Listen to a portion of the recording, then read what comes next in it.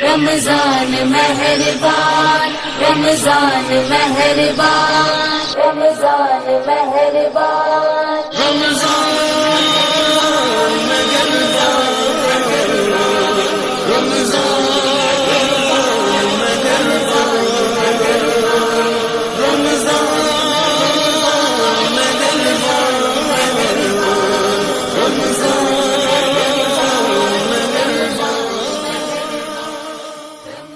بسم اللہ الرحمن الرحیم۔ السلام علیکم ناظرین، میں ہوں آپ کا میزبان عمر علی قادری۔ آپ دیکھ رہے ہیں پروگرام ماہ ربی رمضان ٹرانسمیشن MD1 ساؤنڈ کے خصوصی تعاون سے۔ ناظرین الحمدللہ ہم آپ کے سامنے موجود ہیں اور آج آپ کو جو ہے کچھ نئی گفتگو کے ساتھ اور کچھ نئے گلدستے کے ساتھ، نئی خوشبو کے ساتھ ہم متعارف کروائیں گے آپ کا۔ اور ناظرین الحمدللہ آج جو ہمارا موضوع ہے وہ جنگ بدر کا ہے اور انشاءاللہ العزیز وہ بھی مفتی صاحب سے ہم رجوع کریں گے۔ ناظرین میں مہمانوں کی طرف بڑھتا ہوں۔ ہمارے ساتھ موجود ہیں زینت القراء جناب حافظ محمد ابو بکر عطاری صاحب موجود ہیں، آپ کو خوش آمدید کہتا ہوں۔ ناظرین ان کے ساتھ موجود ہیں ثناخان مصطفیٰ جناب بائی محمد عقیل مصطفی صاحب موجود ہیں، آپ کو بھی خوش آمدید کہتا ہوں۔ وطن پاکستان کا بڑا ہی خوبصورت نام حضرت علامہ مولانا مفتی سید پیر زین العابدین شاہ صاحب موجود ہیں، آپ کو بھی خوش آمدید کہتے ہیں۔ ناظرین ان کے ساتھ موجود ہیں مہمان جناب حضرت علامہ مولانا قاری مبارک علی چراہی صاحب موجود ہیں، آپ کو بھی خوش آمدید کہتے ہیں۔ اور ناظرین آپ کو یہ بتاتا چلوں کہ الحمدللہ آج جنگ بدر کا موقع پر جو ہے آپ کو بڑی ہی خوبصورت جو چیز دیکھنے کو سماعت کرنے کو بھی ملے گی، وہ یہ ہے کہ آج الحمدللہ ہم آپ کو دو زیارتیں بھی کروائیں گے۔ ناظرین میں بڑھتا ہوں تلاوت کی جانب۔ اپنے پروگرام کا جو آغاز ہے ہم تلاوت کلام پاک سے شروع کرتے ہیں۔ میں ملتمس ہوں جناب حافظ محمد ابو بکر عطاری صاحب سے وہ آیات بینات سے ہمارے قلب و اذہان کو منور و معطر فرمائیں۔ ماشاءاللہ۔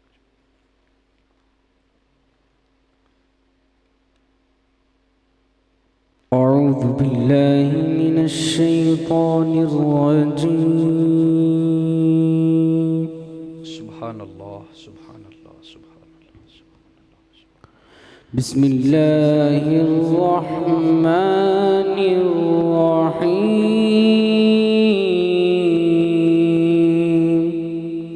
سبحان اللہ سبحان اللہ۔ خلق الانسان من صلصال كالفخار۔ سبحان اللہ سبحان اللہ ماشاء اللہ ماشاء اللہ۔ وخلق الجان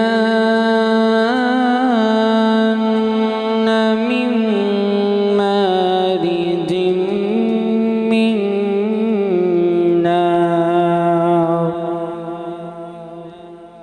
سبحان اللہ ماشاء اللہ ماشاء فبأي آلاء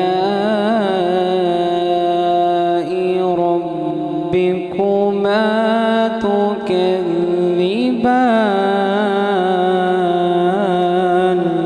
سبحان اللہ ماشاء اللہ ماشاء اللہ ماشاء اللہ۔ رب المشرقين ورب المغربين فبأي آلاء ربكما تكذبان؟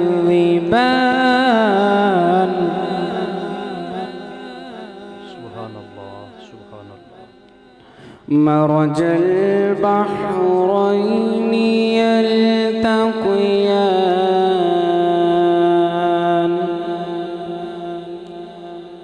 بينهما برزخ لا يبغيان فبأي آلاء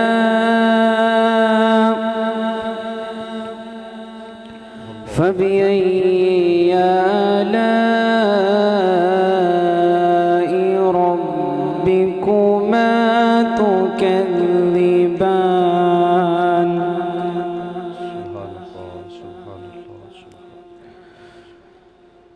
يخرج منهما اللؤلؤ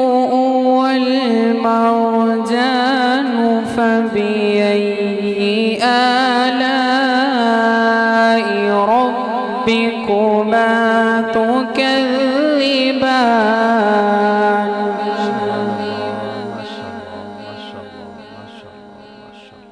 وله الجوار المنشآت في البحر كالأعلام فبأي آلاء ربكما تكذبان صدق الله العظيم ماشاءاللہ ماشاءاللہ سبحان اللہ سبحان اللہ سبحان اللہ سبحان اللہ ماشاءاللہ سبحان اللہ۔ ناظرین یہ تھے جناب حافظ محمد ابو بکر اتاری صاحب۔ ناظرین میں بڑھتا ہوں نعت کی جانب، ہمارے ساتھ موجود ہیں ثناخان مصطفیٰ جناب بھائی محمد عقیل مصطفی صاحب، وہ بارگاہ رسالت میں ہدیہ درود و سلام کا نذرانہ پیش کرتے ہیں۔ ماشاءاللہ۔ صلی اللہ علیہ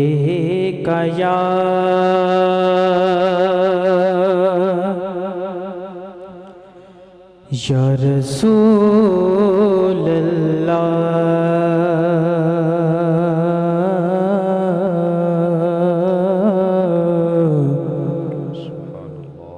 وسلم علیک یا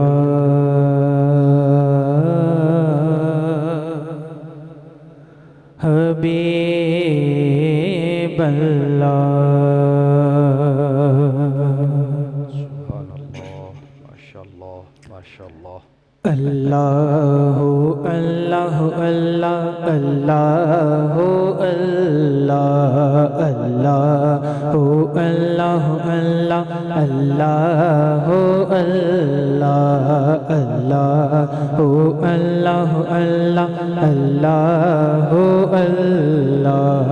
اللہ اللہ اللہ اللہ اللہ رحمت دا دریا الہی ہر دم وگدا تیرا، ہر دم وگدا تیرا، رحمت دا دریا الہی ہر دم وگدا تیرا، ہر دم وگدا تیرا۔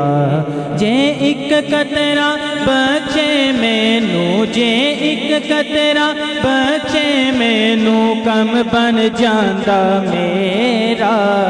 اللہ اللہ اللہ اللہ اللہ اللہ اللہ اللہ اللہ اللہ چپ رہ سن تا موتی مل سن، صبر کریں تاہیرے، صبر کریں تاہیرے، چپ رہ سن تا موتی مل سن، صبر کریں تاہیرے، صبر کریں تاہیرے۔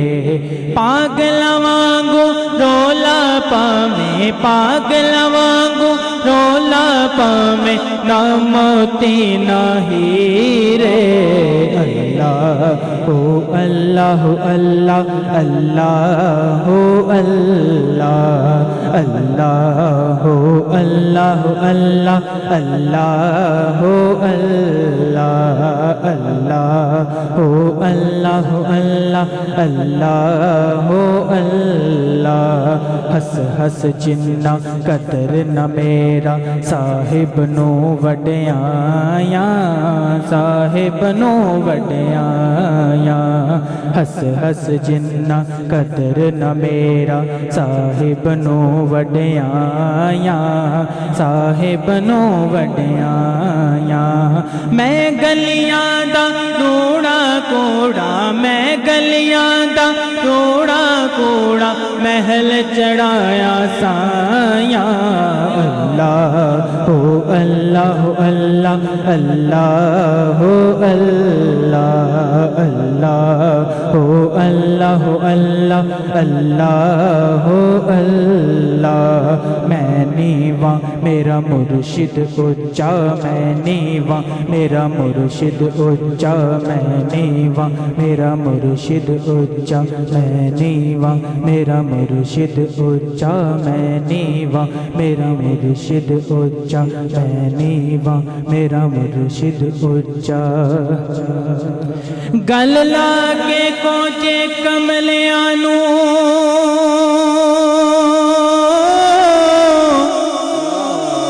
میرے آقا نے کرم کما چھڈیا سانو منگنا پیا نہیں در در تو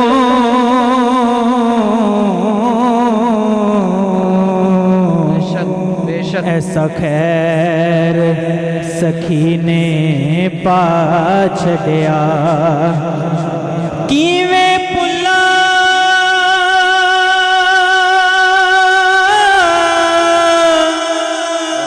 کیویں پلا میں اپنے ماضی نو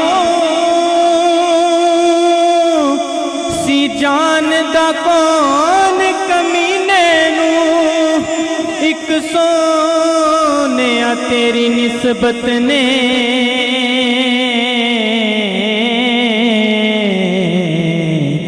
میرے نام دا رولا پا چھڈیا میں نیواں میرا مرشد اونچا میں نیواں میرا مرشد اونچا میں نیواں میرا مرشد اونچا اونچیاں سنگ میں لائی اونچیاں سنگ میں لائی صدقے جاواں انہاں اونچیاں تو صدقے جاواں انہاں اونچیاں تو جنہاں نیویاں نال نبھائی اللہ ہو اللہ اللہ اللہ ہو اللہ اللہ ہو اللہ اللہ اللہ ہو اللہ اللہ ہو اللہ اللہ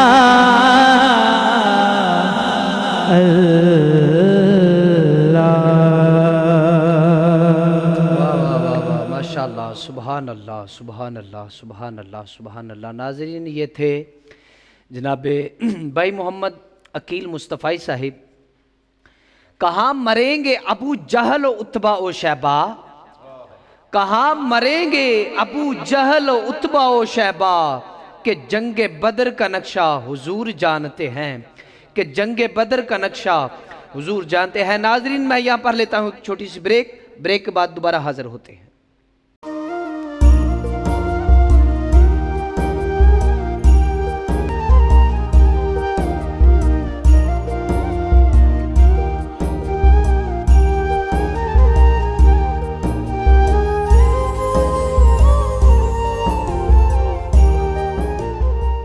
ویلکم بیک ناظرین، آپ کو ماہ ربیع رمضان ٹرانسمیشن میں خوش آمدید کہتے ہیں۔ ناظرین ہمارے ساتھ موجود ہیں صاحبزادہ جناب حضرت علامہ مولانا سکندر ذوالقرنین صاحب، آپ نے ہمیں جوائن کیا ہے، آپ کو خوش آمدید کہتے ہیں۔ ناظرین میں بڑھتا ہوں مفتی صاحب کی جانب، اور قبل اس سے پہلے کچھ جملے سماعت فرمائیے کہ حیا کے ماتھے کا تاج زہرا، حیا کے ماتھے کا تاج زہرا، وفا پرستی کی لاج زہرا، مقام خون حسین یہ ہے کہ جنت پہ کرے گی راج زہرا، کہ جنت پہ کرے گی راج زہرا، اور کسی کی بیٹی کو نہ ملا ہے، اور کسی کی بیٹی کو نہ ملا ہے، ملا ہے تجھ کو جو داج زہرا، جو تیرے شوہر سے بغض رکھے، جو تیرے شوہر سے بغض رکھے، مریض ہے وہ لا علاج زہرا، کیونکہ خدا مصطفیٰ مرتضیٰ کا اقرار واجب ہے، اور نبی پیغمبر کے ہر دشمن کا انکار واجب ہے۔ ہم کسی فتوے تنمیم سے نہیں ڈرتے شوکت، شریعت تو وہ ہے بس کہ جس میں علی کا پیار واجب ہے، شریعت تو وہ ہے بس کہ جس میں علی کا پیار واجب ہے۔ اور شاہ صاحب ہم ہاتھ منافق سے ملایا نہیں کرتے اور بے فیض کے در پر کبھی جایا نہیں کرتے، ہمیں دیتا ہے خدا ہم لیتے ہیں اولاد علی سے، بے پیر کا رزق ہم کھایا نہیں کرتے۔ اور رک گیا روداد اصاف جلی کہتے ہوئے، ارے کیوں تو جھجکتا ہے علی کو ولی کہتے ہوئے، جب اسے مولا کل تسلیم کرتا ہے تو پھر کیوں موت آتی ہے تجھے یا علی کہتے ہوئے، پھر کیوں موت آتی ہے تجھے یا علی کہتے ہوئے۔ ناظرین میں بڑھتا ہوں مفتی صاحب کی جانب اور سوال کرتے ہیں، شاہ صاحب جنگ بدر کے اسباب کیا ہیں، اس کے بارے میں کچھ ارشاد فرمائیے گا۔ بسم اللہ الرحمن الرحیم۔ ماشاءاللہ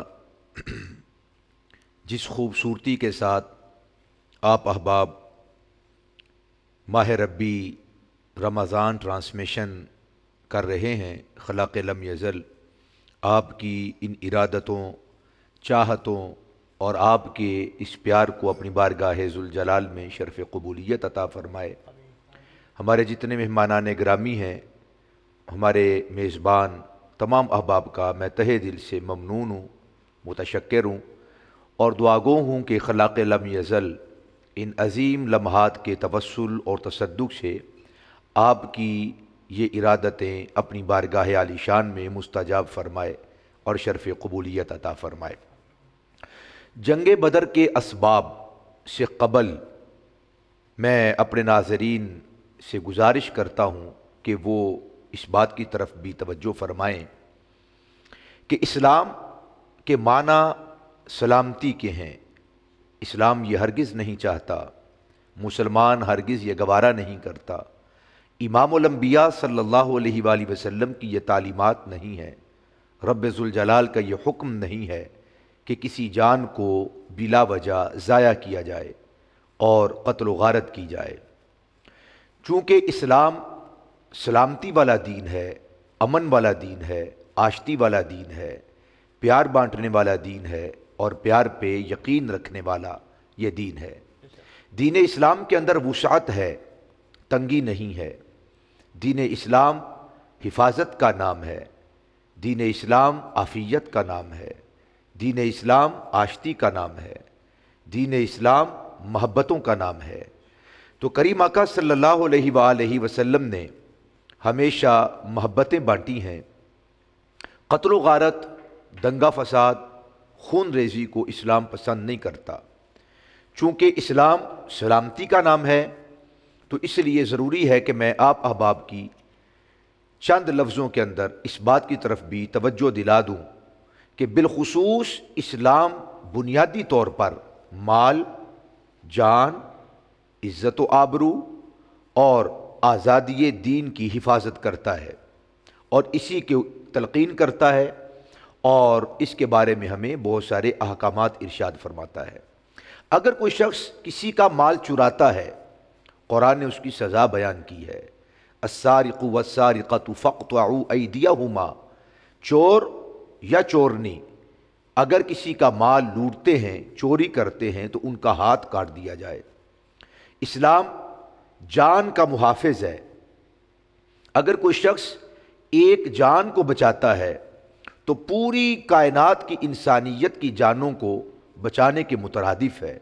اگر کوئی شخص کسی جان کو قتل کرتا ہے، بلا وجہ ضائع کر دیتا ہے، تو قرآن ہمیں یہ بتلاتا ہے کہ اس نے محض ایک جان کو قتل نہیں کیا، ایک جان کو ضائع نہیں کیا، بلکہ اس نے پوری انسانیت کو قتل کیا ہے۔ اس لیے خلاق لم یزل ارشاد فرماتا ہے کہ من قتل الناس، جس نے ایک انسان کو قتل کیا، قتل الناس جمیعا، وہ ایسے ہے جیسے اس نے روئے کائنات کے لوگوں کو قتل کر دیا۔ تو اسلام جان کی حفاظت کا نام ہے، قتل خون ریزی کا نام نہیں ہے، اور اسلام عزت و آبرو کا محافظ ہے۔ اگر کوئی شخص معاذ اللہ کسی پاکیزہ پاک دامن خاتون پہ تہمت لگاتا ہے، قرآن اس کی بھی سزا کو بیان کرتا ہے۔ حد قذف کو، جو تہمت لگانے والا ہے محسنہ پر اور پاک دامن عورت پر، اسے قرآن سزا اس کے بارے میں سناتا ہے، اسے سزا دی جائے، چونکہ اسلام جانوں کے ساتھ ساتھ عزتوں، آبرو اور ناموس اور غیرت کا بھی محافظ ہے۔ اگر کوئی شخص بدکاری کا مرتکب ہوتا ہے یا کوئی خاتون بدکاری کی مرتکب ہوتی ہے اور وہ اپنی عزت و آبرو کی حفاظت نہیں کرتے، قرآن اس کی بھی سزا بیان کرتا ہے۔ الزانیۃ والزانی فاجلدوا کل واحد منہما مئۃ جلدہ۔ اور یہ اسلام دین کی بھی حفاظت کرتا ہے، کسی پہ بوجھ نہیں ڈالتا، مجبور نہیں کرتا، اس لیے فرمایا لا اکراہ فی الدین۔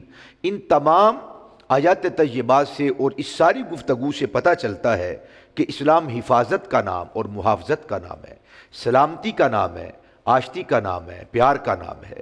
اسلام قتل کو پسند نہیں کرتا۔ جنگ بدر کے جو اسباب اور اس کے اندر کفار اور مشرکین اسلام کو مٹانے کے لیے جب برسر پیکار ہوئے، میدان میں آئے، تو اس وقت رب ذوالجلال نے آیات طیبات کو نازل کیا۔ ورنہ آپ دیکھیے مکہ شریف کے اندر 13 سال تک کریم آقا علیہ الصلوۃ والسلام نے تبلیغ فرمائی، اور کریم آقا علیہ الصلوۃ والسلام کے غلاموں کو کئی سال تک مشق ستم بنایا گیا، ظلم و ستم کیا گیا، اور ان کی کھال ان کے جسموں سے جدا کر دی گئی، ان کے بچوں کو ذبح کیا گیا، والدین کے سامنے ان کے بیٹوں کو ذبح کیا گیا، اور اولاد کے سامنے کسی کی ماں کو، کسی کے باپ کو مشق ستم بنایا اور کوئلوں پر لٹایا گیا اور ان کی جان لے لی گئی، کسی کو نیزے مار کر، کسی کو سولی دے کر۔ مگر اس کے باوجود اسلام نے کبھی بھی دفاعی پوزیشن بھی اختیار نہیں کی اور ان پر ہاتھ نہیں اٹھایا، اس لیے کہ رب ذوالجلال نے حکم دیا تھا کہ اے محبوب علیہ الصلوۃ والسلام آپ صبر فرمائیے۔ 13 سال مسلسل ظلم و ستم کیا گیا۔ سیدنا حضرت عمار بن یاسر رضی اللہ تعالی عنہ کے خاندان کا آپ حال دیکھیے، آپ کی والدہ ماجدہ، آپ کے والد گرامی، آپ کے دیگر اعزاء و اقرباء کو مشق ستم بنایا گیا۔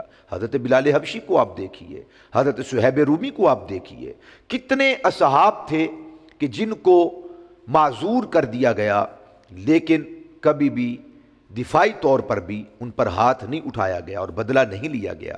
رب کا حکم تھا وَاصْبِرْ لِحُکْمِ رَبِّكَ فَإِنَّكَ بِأَعْيُنِنَا۔ اے پیارے حبیب علیہ الصلوۃ والسلام آپ صبر کیجئے، اپنے رب کے حکم کی تعمیل کیجئے، آپ تو بے شک اپنے رب کی نگاہوں میں رہتے ہیں۔ تو یہ تھا 13 سال مسلسل ظلم و ستم، جور و جفا کے اندر زندگی بسر کرنے کے بعد جب آزادی کے لیے، جو کہ کسی بھی جان کے لیے اس کا بنیادی حق ہے، ہر دین کے اندر، ہر مذہب کے اندر، اسلام کے اندر بھی یہ اکائی ہے اور بنیادی حق ہے کہ ہر شخص آزاد ہے اور انہیں آزادی کا حق حاصل ہے۔ یہ آزادی معاشرہ دیتا ہے، تہذیبیں دیتی ہیں، ثقافت دیتی ہے، اور جو قوانین بنانے والے ارباب فکر ہیں وہ آزادی کی اجازت دیتے ہیں اور اس کے اوپر اپنا ایمان رکھتے ہیں۔ سب سے بڑھ کر انبیاء کرام علیہ الصلوۃ والسلام، امام الانبیاء صلی اللہ علیہ وسلم، اور رب ذوالجلال بھی یہ بنیادی حق انسانوں کو دیتا ہے، آزادی کو۔ اسلام نے اسی وجہ سے جن کے گلے کے اندر غلامی کا طوق تھا، وہ ون بائی ون آہستہ آہستہ اس غلامی سے غلاموں کو نجات دی اور انہیں آزاد قرار دیا گیا۔ پھر یہ کیسے ممکن تھا کہ جب کریم آقا علیہ الصلوۃ والسلام جو امن کا، آشتی کا، سلامتی کا، عافیت کا، محبت اور پیار کا اور آزادی کا پیغام لے کر آئے ہیں، جب وہ آزاد ہو جائیں اور ایسے ملک سے ہجرت کریں، ایسے علاقے سے ہجرت کریں جہاں پہ ان کے غلاموں پر ظلم و ستم کیا جاتا ہے، عبادات پہ پابندی لگائی جاتی ہے، اور کریم آقا علیہ الصلوۃ والسلام کے غلاموں کو مشق ستم بنایا جاتا ہے، جب وہ ہجرت کرتے ہیں مدینہ شریف کی طرف تو ان کی وہ ریشہ دوانیاں اور زیادہ بڑھ جاتی ہیں۔ وہ اپنے تکبر میں، نخوت میں اور اپنے فخر و مباحات کے اندر آ کر ان کا ارادہ یہ ہے کہ مدینہ شریف کی وہ اسٹیٹ اور وہ ریاست جہاں پہ اب مسلمان باقاعدہ رب ذوالجلال کے علم کو بلند کر چکے ہیں، وہ اس ریاست پر مدینہ شریف پر وہ قبضہ کر لیں، تو یہ 2 سال تک تقریباً کریم آقا علیہ السلام کے مکہ شریف سے ہجرت کرنے کے بعد تقریباً 2 سال تک مسلسل وہ مختلف قسم کے جال بنتے ہیں اور مختلف قسم کی وہ تیاریاں کرتے ہیں، یہاں تک کہ 2 سال کے بعد ایک بہت بڑی تعداد باقاعدہ پلاننگ کے تحت، چونکہ جو قافلے مکہ شریف سے تجارت کرنے کے لیے شام کی منڈیوں میں جایا کرتے تھے، جو کہ سب سے بڑی ان کی تجارت کا انحصار تھا شام کی منڈیاں، تو وہ جس راستے سے گزرتے تھے وہ اس مقام کا نام ہے بدر،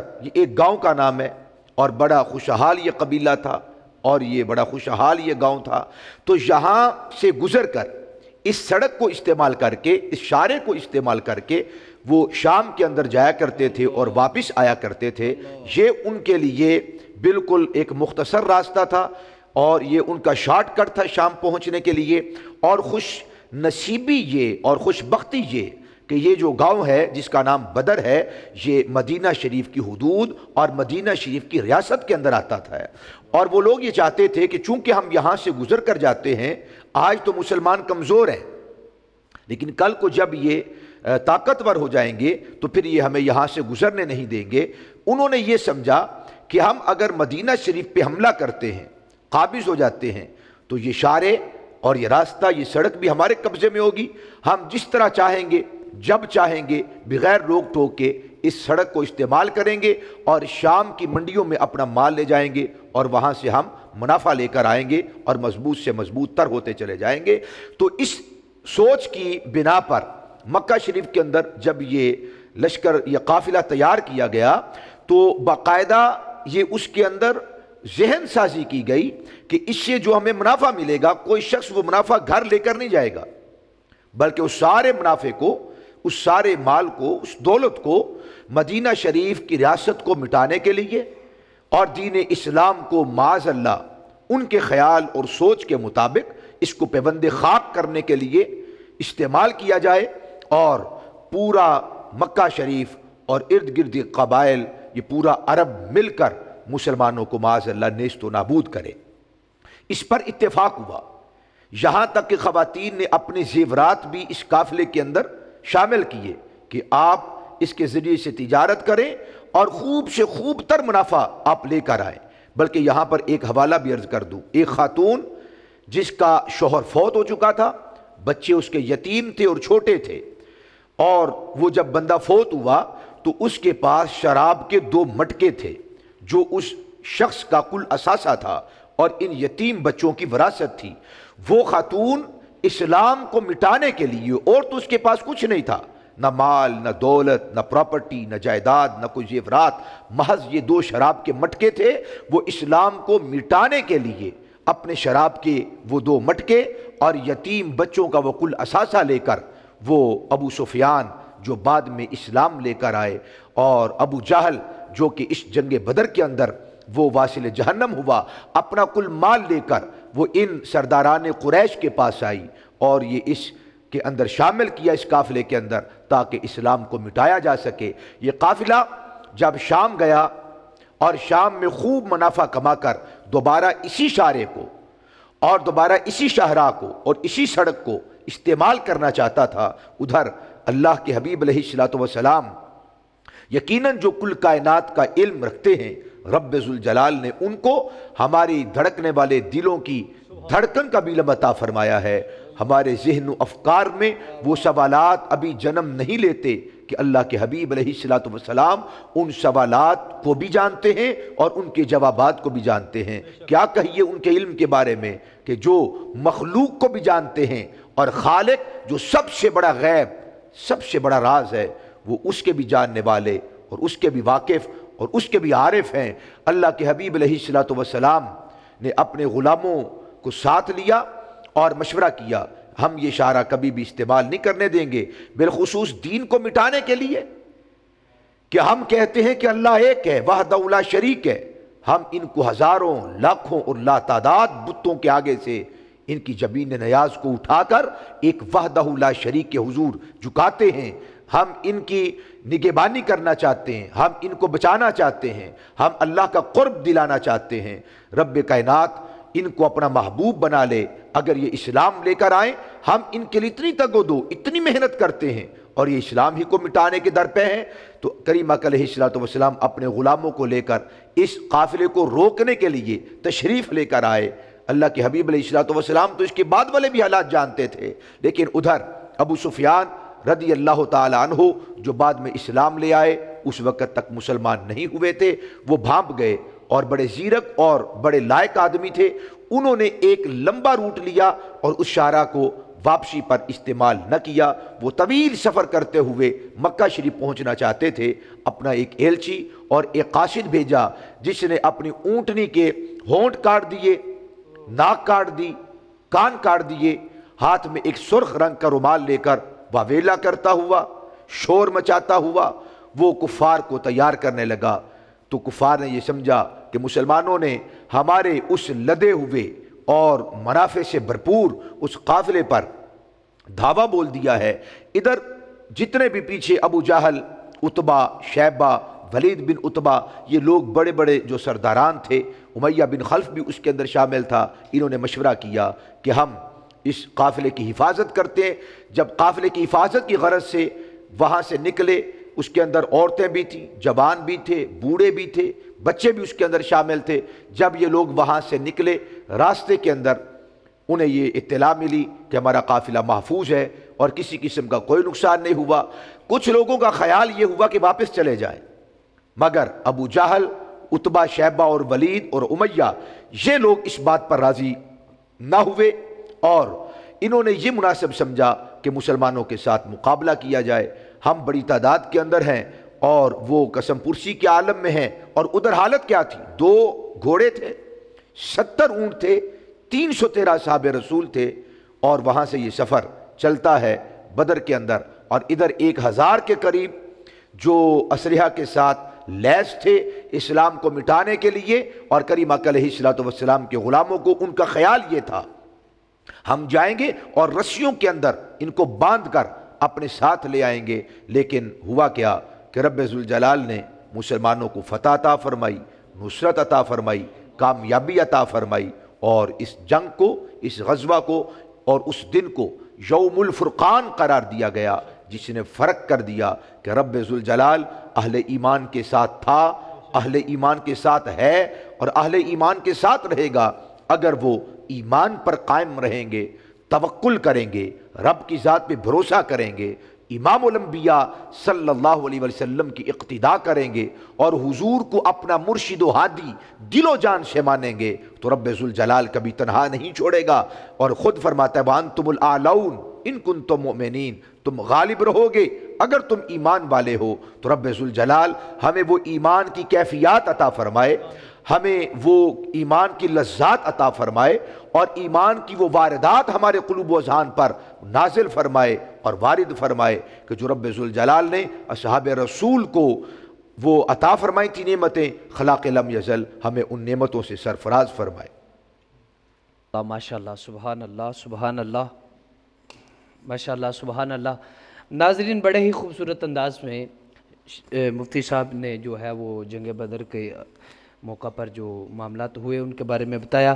ناظرین، دوسرا سوال یہ کرتے ہیں مفتی صاحب سے، کیا جنگ بدر میں جو معجزات ہوئے ان کے بارے میں کچھ ارشاد فرمائیے، اور دوسرا یہ سوال ہے کہ سٹرابری پھل ہے جو، کیا یہ حلال ہے یا حرام؟ اس کے بارے میں کچھ ارشاد فرمائیے گا۔ بسم اللہ الرحمن الرحیم۔ یقیناً غزوہ بدر یہ عشق و عرفان کا معرکہ ہے۔ رب ذوالجلال پہ توکل اور بھروسہ، کریم اکرم علیہ الصلوۃ والسلام کی سطوت پر، کریم اکرم علیہ الصلوۃ والسلام کی قیادت پر، کریم اکرم علیہ الصلوۃ والسلام کی سیادت پر مکمل اطمینان کا نام غزوہ بدر ہے۔ اللہ کے حبیب علیہ الصلوۃ والسلام جو تمام کمالات کے جامع ہیں، تمام محاسن کے جامع ہیں، اللہ کے حبیب علیہ الصلوۃ والسلام وجود مسعود سے بہت سارے ایسے معاملات بھی آپ سے واقع ہوئے جنہیں معجزہ کہا جاتا ہے، اور وہ معجزات بدر کے اندر بھی رونما ہوئے، بدر سے پہلے بھی ہوئے اور جنگ بدر کے بعد بھی۔ بالخصوص مسلمانوں کی قلت، مسلمانوں کی بہت زیادہ کم تعداد اور کفار مشرکین کی کثرت 3 گنا زیادہ ہیں، ادھر 313 اور ادھر 1000 کے قریب۔ یہاں پہ مال و اسباب نہ ہونے کے برابر، اور ادھر آہنی یعنی لوہے کے ملبوسات میں وہ ملبوس اور محفوظ وہ قریش عرب کریم علیہ الصلوۃ والسلام کے غلاموں کے سامنے برسر پیکار ہوئے، تو اللہ کے حبیب علیہ الصلوۃ والسلام نے ان کی کثرت کو دیکھا، غلاموں نے ان کی کثرت کو دیکھا تو اپنی قلت پر اور ان کی کثرت پر تعجب ہوا۔ بلکہ بعض اصحاب تو وہ تھے کہ جنہوں نے اس معرکہ کے اندر اپنی قلت کو دیکھ کر اور ان کی کثرت کو دیکھ کر اپنے دل کے اندر خوف محسوس کیا۔ کریمہ علیہ الصلوۃ والسلام کا ایک معجزہ یہ ظاہر ہوا، آپ کی تعظیم و توقیر میں، آپ کے احترام میں رب ذوالجلال نے مسلمانوں کی نگاہ کے اندر ان کی حقارت، ان کی تحقیر، جہاں پر کثرت تھی وہ لوگ ان کی تقلیل اور وہ کم تعداد کے اندر دکھلائے گئے اور وہ کمزور دکھلائے گئے۔ مسلمانوں کو اللہ تعالیٰ نے جرت، بے باکی اور وہ طاقت، وہ حوصلہ عطا فرمایا کہ علماء فرماتے ہیں کہ صحابہ اکرام علیہم رضوان ان کی کیفیات یہ تھی کہ اگر ان کے سامنے آگ کا سمندر ہوتا تو اللہ نے اتنا حوصلہ، اتنی جرت، اتنی بہادری اور اتنی شجاعت عطا فرما دی تھی کہ وہ آگ کے سمندر میں بھی کود جاتے۔ یہ کریم آقا علیہ الصلوۃ والسلام کا معجزہ تھا جو اصحاب رسول کے دل کو تقویت کی صورت کے اندر ظاہر ہوا۔ اور حضرت مقداد رضی اللہ تعالی عنہ نے تو یہاں تک ارشاد عرض کر دیا تھا، سیدی یا رسول اللہ صلی اللہ علیہ وسلم، اگر آپ ہمیں حکم ارشاد فرمائیں تو ہم ان کے ساتھ یقیناً تنے تنہا لڑیں گے، قلت کے باوجود لڑیں گے، ہم ان کی کثرت سے مرعوب نہیں ہوں گے۔ ہم وہ لوگ نہیں بنی اسرائیل کی طرح جنہوں نے حضرت سیدنا موسیٰ علیہ الصلوۃ والسلام سے عرض کیا تھا، قوم نے کہا تھا کہ یہ آپ کا دین ہے، آپ کے رب کا دین ہے، آپ جائیے قوم جالوت کے ساتھ جا کے لڑیے، یا آپ کا رب لڑے، ہم نہیں لڑیں گے، ہم یہاں پر بیٹھے ہیں، آپ جانے اور آپ کا رب جانے، ہم ایسی بات نہیں کریں گے۔ یا رسول اللہ صلی اللہ علیہ وسلم، جب تک ہمارے دم میں دم، سانس میں سانسیں موجود ہیں، ہم یقیناً آپ کا دفاع کریں گے اور اس دین کی خاطر اپنی کل کائنات کو قربان کریں گے۔ حضرت سعد رضی اللہ تعالی عنہ نے عرض کیا تھا، اگر آپ حکم ارشاد فرمائیں تو ہم پہاڑیوں کے ساتھ اپنے جانوروں کے جگر ٹکرا دیں، ہم ڈریں گے نہیں، اور اگر آپ حکم ارشاد فرمائیں ہم سمندروں میں اتر جائیں۔ یہ بھی ایک معجزہ تھا جو صبر، استقلال، ہمت اور قوت کی صورت میں ظاہر ہوا۔ پھر یہ بھی ایک معجزہ تھا کہ فرشتے قطار در قطار اترتے ہیں، 1000 کی تعداد میں، پھر 3000 کی تعداد میں، پھر 5000 کی تعداد کے اندر۔ یہ بھی کریم علیہ الصلوۃ والسلام کے معجزات میں سے ہیں۔ ایک صحابی رسول مشرکین کے ساتھ لڑ رہے ہیں اور ان کی تلوار ٹوٹ گئی، تو وہ کریم علیہ الصلوۃ والسلام کے حضور دوڑے دوڑے آئے، بھاگ کر آئے اور آ کے عرض کی، سیدی یا رسول اللہ صلی اللہ علیہ وسلم، میری یہ تلوار جس کے ساتھ میں مقابلہ اور جہاد کر رہا تھا، یہ تلوار ٹوٹ گئی ہے۔ کریم علیہ الصلوۃ والسلام کے دست کرم میں ایک کھجور کی سوکھی ٹہنی تھی، ایک شاخ تھی، ایک سوٹی تھی۔ اللہ کے حبیب علیہ الصلوۃ والسلام نے اپنے غلام کو وہ سوٹی اور وہ چھڑی عطا کی، اور اس غلام نے سوال نہیں کیا کہ سیدی یا رسول اللہ، وہاں پہ آہنی یعنی لوہے کے لباس میں ملبوس مشرکین، ہاتھوں میں جدید ترین اسلحہ، نیزے، بھالے، تلواریں اور ان کی کثرت، میرے ہاتھ میں سوٹی نہیں، کوئی سوال نہیں۔ وہ جرت، وہ ہمت، وہ قوت جو معجزہ کے طور پر اصحاب رسول کے حوصلوں کو بلند کر چکی تھی، وہ سوٹی لے کر جب دوڑے، اللہ کے حبیب علیہ الصلوۃ والسلام نے ہاتھ اٹھا کر عرش کے مالک کو پکارا، یا الہ العالمین، تیرا نبی اور یہ غلام تیرے دین کی سرفرازی کے لیے آ جائے ہیں، اگر یہ غلام نہ رہے پھر تجھے بھی کوئی رب کہنے والا باقی نہیں رہے گا۔ اور اس شاخ کو، اس سوٹی کو حکم دیا، کن سیفن، کن سیفن، اے سوکھی شاخ، اے ٹہنی، اے لکڑی، اے چھڑی، اللہ کا نبی تجھے حکم دیتا ہے، اپنی حیت بدل، اپنی حقیقت بدل، اپنی ماہیت بدل، اپنی صورت بدل، اپنے کام کو بدل اور اپنی اصل کو تبدیل کر۔ حضور کا یہ فرمانا کن سیفن، سیف تلوار کو کہتے ہیں جو لوہے سے بنی ہوتی ہے، لکڑی کی بنی ہوئی تلوار کو سیف نہیں کہا جاتا۔ کریم آقا علیہ السلام نے فرمایا کن سیفن، معنی کیا تھا؟ تو لکڑی ہے، لوہا بن جا۔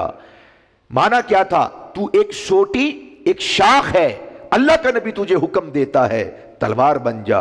اللہ کے حبیب علیہ السلام کی زبان اقدس سے جب یہ لفظ نکلے کن سیفن، تو دیکھنے والوں نے دیکھا کہ وہ چھڑی جو سوٹی تھی، چھڑی تھی، لکڑی تھی، ایک شاخ تھی، حضور کا حکم ہوا، الفاظ ابھی ختم نہیں ہوئے کہ وہ حقیقت اس نے بدل دی، ماہیت بدلی گئی، وہ لکڑی سے چھڑی اور سوکھی شاخ اور سوٹی سے وہ لوہے کی تلوار، چمکتی ہوئی تلوار بن گئی۔ یہ بھی کریم آقا علیہ السلام کا معجزہ ظاہر ہوا، اس سے بھی ان کی ہمت کے اندر اضافہ ہوا۔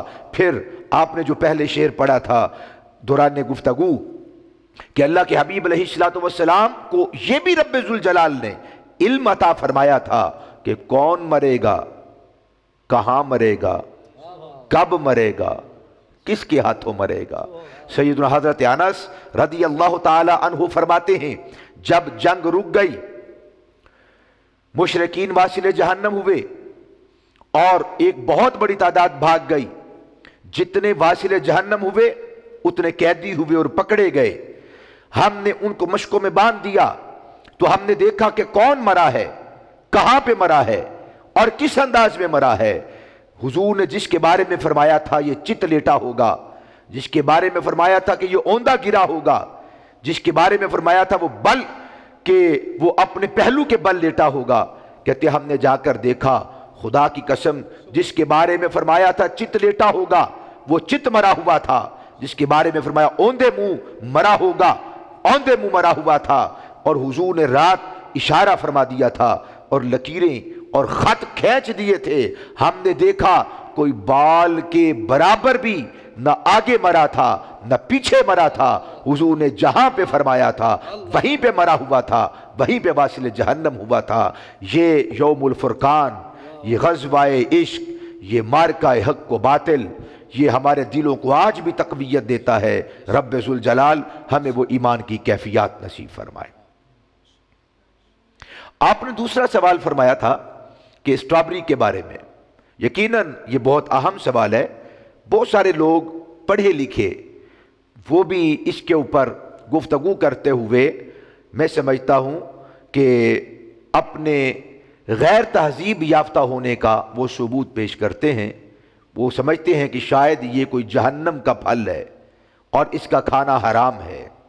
مسلمانوں کے درمیان اس طرح آزمائشیں اور فتنے ڈالنا یہ مسلمان کے لیے روا نہیں ہے۔ ان کا کہنا یہ ہے کہ یہ زقوم، قرآن مجید کے اندر جس کا ذکر ہے شجرۃ الزقوم، وہ سمجھتے ہیں یہ زقوم کے مثل ہے، زقوم کے مانند ہے۔ زقوم ایک ایسا پودا جس کے کانٹے ہوتے ہیں، ہمارے بھی ہاں یہ جو خالی جگہ ہوتی ہیں ان مقامات پہ یہ پودا ہمیں نظر آتا ہے، ہاتھ سے بڑا اس کا سائز ہوتا ہے اور اس کے ساتھ کانٹے ہوتے ہیں اور وہ ہاتھی کی طرح بنا ہوا ہوتا ہے، تو وہ سمجھتے ہیں کہ یہ اس کے مثل ہے، یہ اس کے مثل، لہذا یہ حرام ہے۔ میں یہ سمجھتا ہوں کہ یہ افتاء کے بالکل خلاف ہے اور مسلمانوں کے درمیان آزمائش میں لوگوں کو مبتلا کرنا ہے، یہ مسلمانی نہیں ہے، یہ اسلام کی ترجمانی نہیں ہے۔ اسٹرابری حلال پھل ہے، جائز پھل ہے، محض اس وجہ سے کہ یہ زقوم کے مثل ہے، حالانکہ یہ زقوم کے بھی مثل نہیں ہے۔ زقوم کیسا ہے ہم نہیں جانتے، وہ تو جہنم میں جو لوگ جائیں گے وہ ملاحظہ فرمائیں گے اور انہی کے دل پر واردات ہوئی ہے کہ یہ زقوم کے مثل ہے۔ اللہ پاک نے شاید انہیں یہاں دنیا کے اندر ہی زیارت کروا دی ہے کہ جس کے ذریعے سے ان کی خدمت کی جائے گی اور وہ سمجھتے ہیں کہ یہ اس کے مثل ہے، اس وجہ سے یہ حرام ہے، جہنمی پھل ہے، تو معاذ اللہ یہ جہنمی پھل نہیں ہے، یہ بالکل جائز پھل ہے۔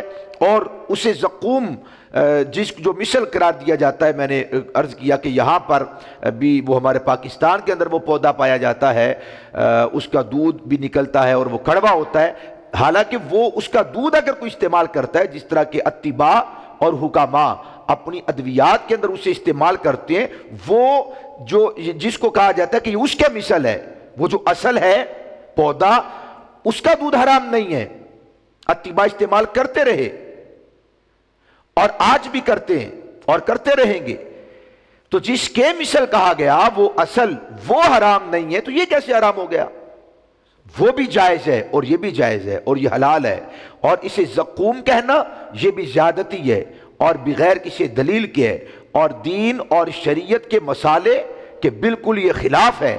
اللہ سبحانہ و تعالی ایسے لوگوں کو عقل سلیم عطا فرمائے، اور اسٹرابری بالکل کھانا جائز ہے، کسی قسم کی ادنا سے ادنا کراہت بھی اس کے اندر نہیں پائی جاتی۔ اللہ سبحانہ و تعالی ہم سب کو علم و عمل کی دولت سے مالا مال فرمائے۔ ماشاءاللہ جی، ماشاءاللہ، سبحان اللہ، سبحان اللہ۔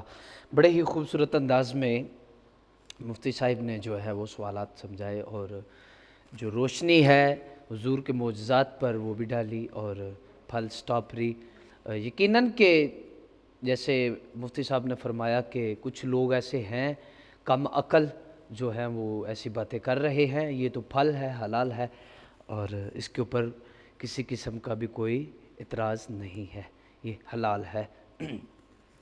کیا بات ہے رضا، کیا بات ہے رضا، اس چمنستان کرم کی، زہرا ہے کلی جس میں حسین اور حسن ہے پھول، کیونکہ انگشتری ہے دین کی، نگینہ حسین کا، ارے خیرات میں بھی دیکھ کرینہ حسین کا، اور سورج پہ سوچ، چاند ستاروں پہ غور کر، تقسیم ہو رہا ہے پسینہ حسین کا، اور ممکن ہی نہیں کسی سے عداوت حسین کی، ارے سانسوں میں بس رہی ہے سخاوت حسین کی، اور بازار کے ہجوم سے کہہ دو کہ چپ رہے، قرآن کر رہا ہے تلاوت حسین کی، اور نوک نیزے پر جو سر رکھتے ہیں، نوک نیزے پر جو سر رکھتے ہیں، وہ زمانے کی خبر رکھتے ہیں، وہ محبت جنہیں زندانوں سے، وہ سانس لینے کا ہنر رکھتے ہیں، ارے بخل دریا سے ہمیں کیا مطلب، ہم تو کوثر پہ نظر رکھتے ہیں، ارے ہم تو کوثر پہ نظر رکھتے ہیں، اور نہ پوچھ کہ کیسے کوئی شہ مشرقین بنا، ارے بشر کا حسن عقیدت کا زیب و زین بنا، علی کا خون لعاب رسول شیر بطول، ملے ہیں جب یہ عناصر تو پھر حسین بنا، ملے ہیں جب یہ عناصر تو پھر حسین بنا۔ ناظرین، ہمارے ساتھ موجود ہیں جناب حضرت علامہ سکندر ذوالقرنین صاحب، جو ہے وہ ان سے التماس کرتے ہیں کہ وہ بارگاہ رسالت میں ہدیہ درود و سلام کا گلدستہ پیش کریں، اور بڑے ہی خوبصورت انداز میں وہ گلدستہ پیش کرتے ہیں۔ اور ناظرین، اس سے پہلے ہم یہاں پر لیتے ہیں چھوٹی سی بریک کے بعد انشاءاللہ ذوالقر بھائی جو ہیں وہ اپنا گلدستہ پیش کریں گے۔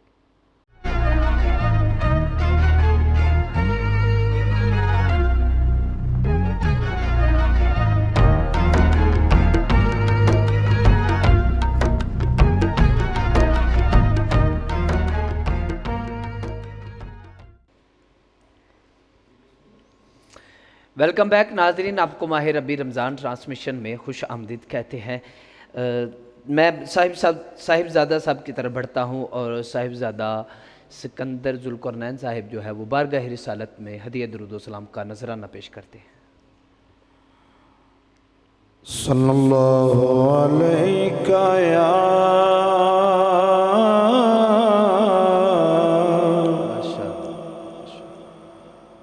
رسول اللہ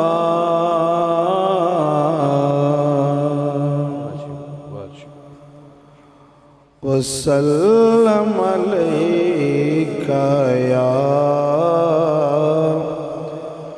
حبیب اللہ۔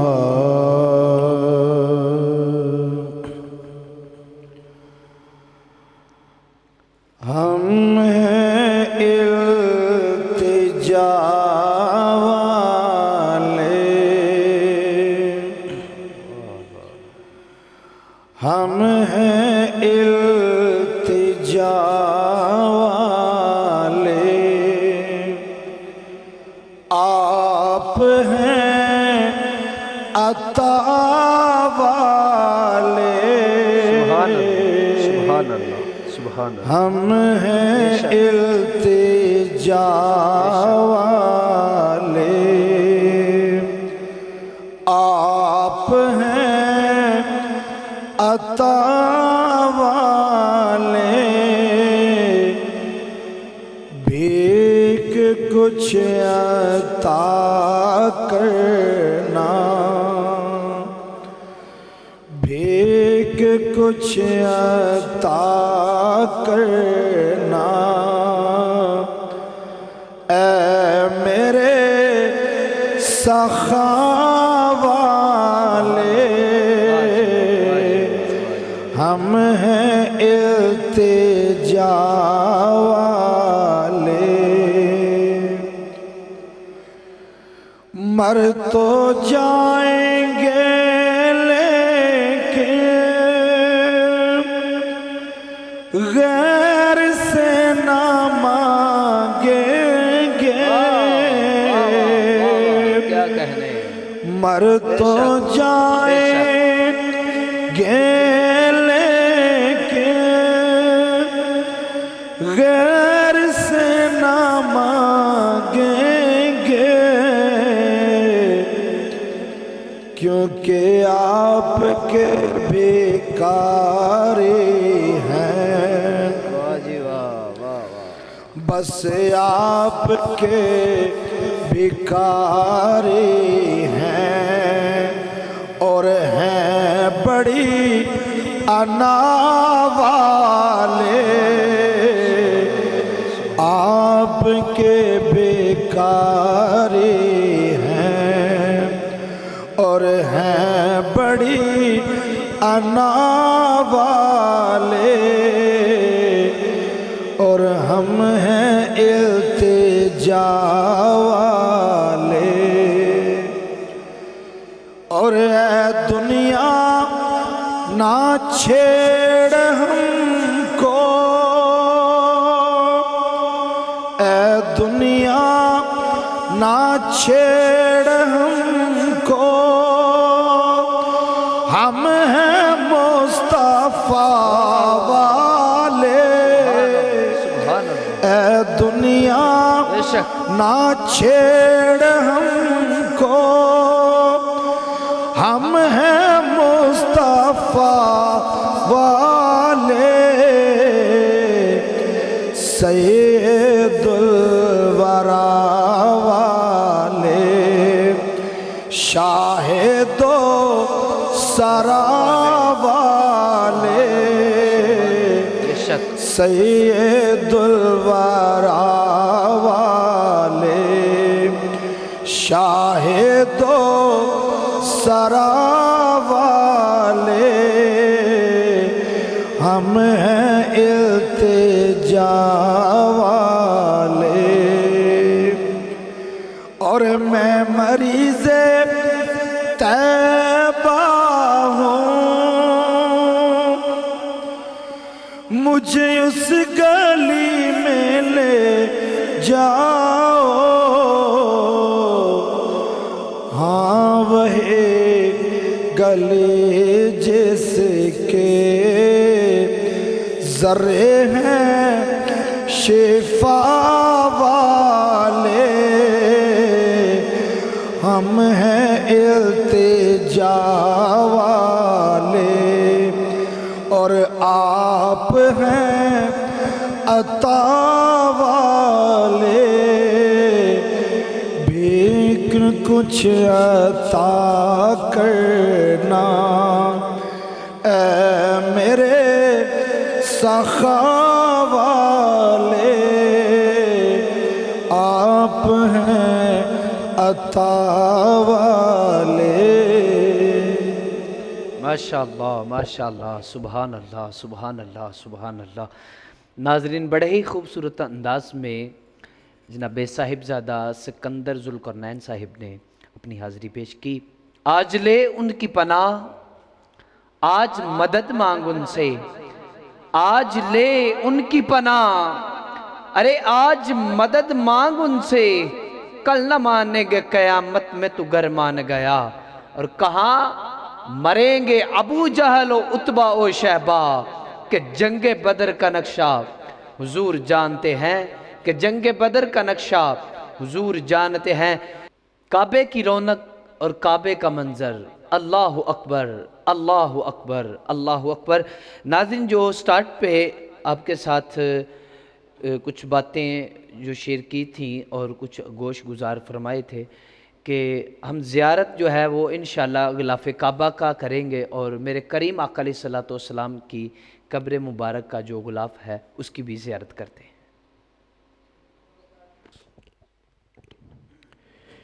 سرکار میں روزے تے آتے کیویں آواں، سرکار میں روزے تے آتے کیویں آواں، مجبوری دا پہرا آتے کیویں آواں، ز رحمت کن نظر بر حال زارم یا رسول اللہ، غریبم بے نوائم خاک سارم یا رسول اللہ، مجبوری دا پہرا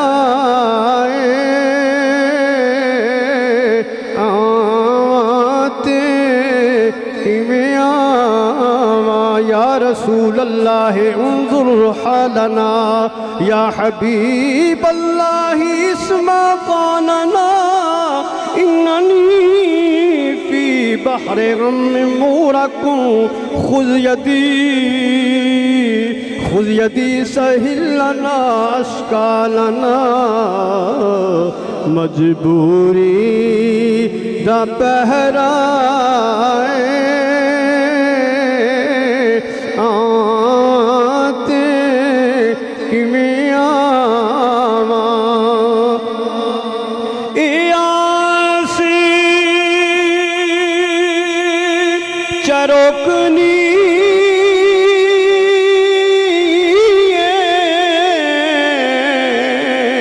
ویکھاں میں شہر تیرا، حبیبی یا رسول اللہ، اے آسی چروکنی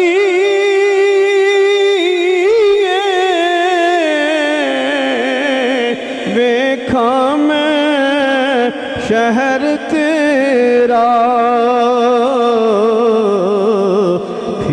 پھر کے مدینے وچ،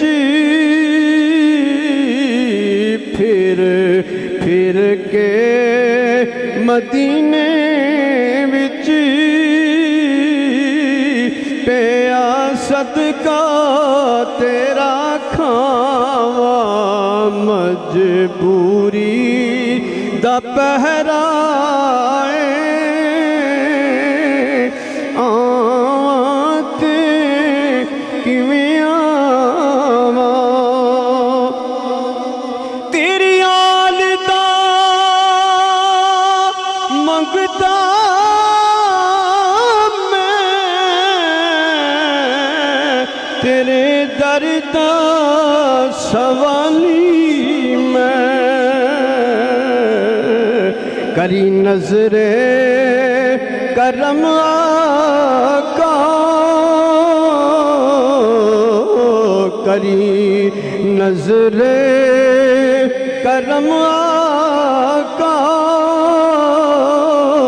میں جاواں تے پھر آواں، مجبوری دا پہرا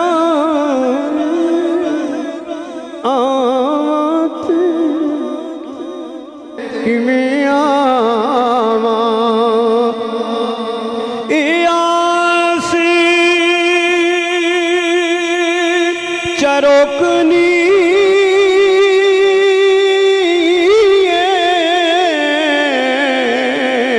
ویکھاں میں شہر تیرا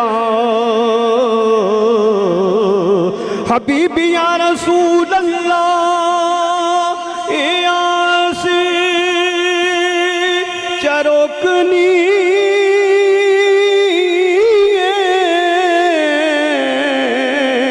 ویکھاں میں شہر تیرا پھر کے مدینے وچ پھر کے مدینے وچ پیا صدقہ تیرا کھاواں مجبوری دا پہرا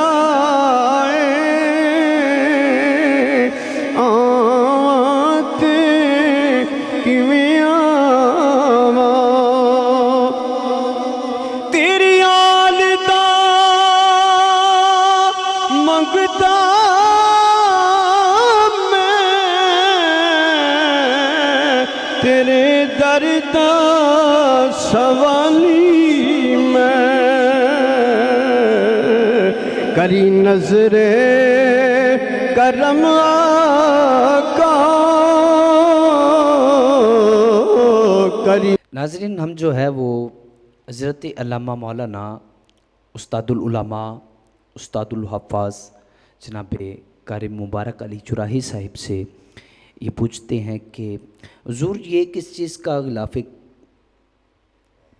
یہ جو غلاف ہے یہ خانہ کعبہ کا غلاف ہے. سبحان اللہ. اور جو دروازہ ہے، دروازے کے اوپر جو دلخائی لکھی ہوئی ہے ماشاءاللہ یہ اس کا غلاف ہے.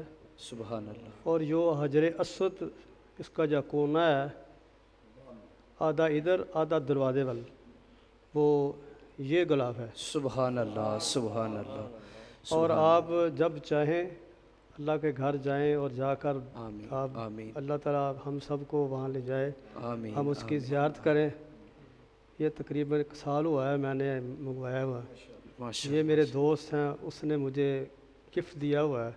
انہوں نے کہا یہ آپ کا ہے، جب ہمیں ضرورت پڑے گی آپ لے جائیں گے. ماشاءاللہ. یہ میرے پاس ہی رہتا ہے. تو حضور یہ جو غلاف ہے یہ کس چیز کا؟ یہ جو غلاف ہے، کچھ میرے دوست یہ کہہ رہے ہیں کہ یہ خانہ کعبہ کے اندر کا غلاف ہے. سبحان اللہ. یہ باہر کا ہے، یہ اندر کا ہے. اس کے یا حنان یا منان لکھا ہوا ہے. کچھ دوست یہ کہتے ہیں یہ ترکی کے دور کا جو نقشہ وہ یہ ہے، کچھ یہ کہتے ہیں. سبحان اللہ. سبحان اللہ. اور حضور یہ جو غلاف ہے یہ جو جاریوں کے اندر غلاف ہے، غلاف قبر رسول، یہ وہ ہے. اللہ اکبر. سبحان اللہ. سبحان اللہ. آپ دیکھنا چاہیں تو جب کیمرہ ڈالا جاتا ہے نا جالیوں کے اندر، آپ کو یہ غلاف نظر آئے گا. سبحان اللہ. سبحان اللہ. اور حضور یہ آپ تک کیسے پہنچے اور اتنی محبت کہ الحمدللہ پچھلی ٹرانسمیشن میں بھی جو ہے رمضان میں، اسی رمضان میں پچھلے پروگراموں میں ہمارے سرکار دو عالم صلی اللہ علیہ وسلم کے منہ مبارک اور صحابہ کرام کے، تو یہ زیارتیں آپ تک کیسے پہنچی؟ یہ میری محبت ہے. اس محبت کی وجہ سے جو کسی کو یاد کرتا ہے وہ یہ یاد کرتے ہیں. جب ہم آپ کو یاد کرتے ہیں تو مجھے یاد کرتے ہیں، مجھ کے کرم کرتے ہیں یا منگوا لیتے ہیں، وہ بھیج دیتے ہیں. اللہ اکبر. اب میں یہ کہ اپنی آقا کے بارگاہ میں یہ دعا کر رہا ہوں کہ یا رسول اللہ جس پتھر پر آپ کے قدم مبارک کے نشان لگے ہوئے ہیں وہ مجھے آنا چاہیے. اللہ اکبر. انشاءاللہ جب پہنچے گے تو میں آپ کو پیش کر دوں گا. میں اس کی زیارت کیا، اس پتھر کو غسل دیا گیا، اس کا پانی میرے پاس موجود ہے. سبحان اللہ. اور تقریباً 11 قسم کا پانی میرے پاس موجود ہے. سبحان اللہ. اور تقریباً 100 سے زیادہ زیارتیں میرے پاس موجود ہیں. ماشاءاللہ. الحمدللہ یہ میرے آقا کا کرم ہے. ماشاءاللہ. ماشاءاللہ. ناظرین، ہم ان زیارتیں الحمدللہ کر رہے ہیں اور آپ بھی کر رہے ہیں، خوش بخت ہیں آپ بھی اور ہم بھی. اور یہاں پر جو ہے یہ علامہ صاحب سے 2 شعر جو ہے وہ بارگاہ رسالت میں گلدستہ پیش کرتے ہیں. 2 شعر جو ہے وہ آپ ارشاد فرمائیے گا. میں وہ نعت آپ کو سنانے لگا ہوں جس کی وجہ سے میں نے 8 مرتبہ بارگاہ رسالت میں حاضری ہوئی ہے.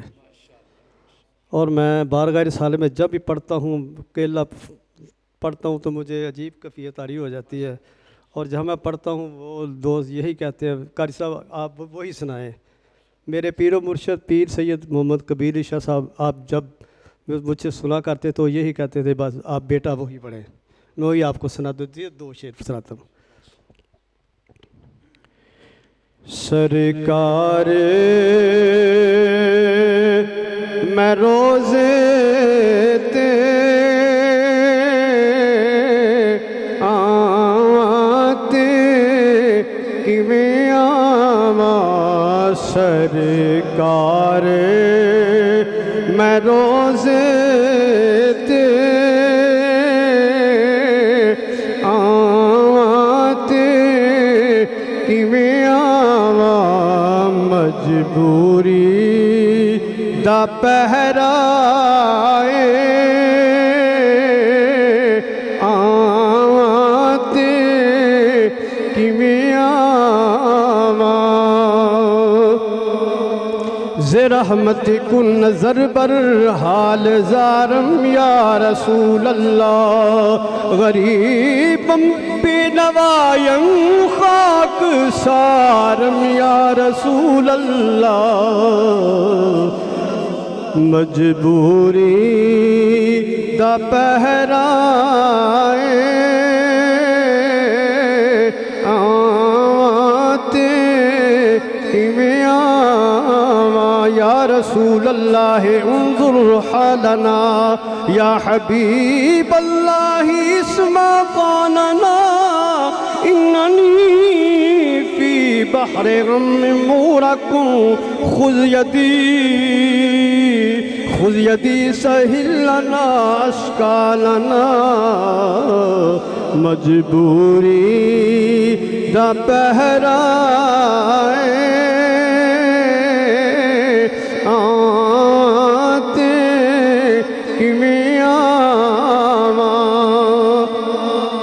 اے آسی چروکنی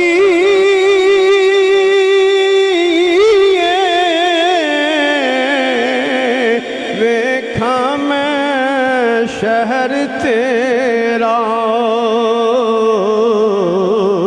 حبیبی یا رسول اللہ، اے آسی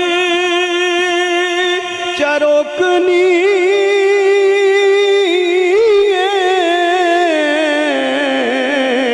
ویکھاں میں شہر تیرا، پھر کے مدینے وچ، پھر کے مدینے وچ پیا صدقہ تیرا کھاواں، مجبوری دا پہرائے آتے کیویں آواں، تیری آل دا منگدا میں، تیرے در دا سوالی میں، کری نظر کرم آقا، کری نظر کرم آقا، میں جاواں تے پھر آواں، مجبوری دا پہرا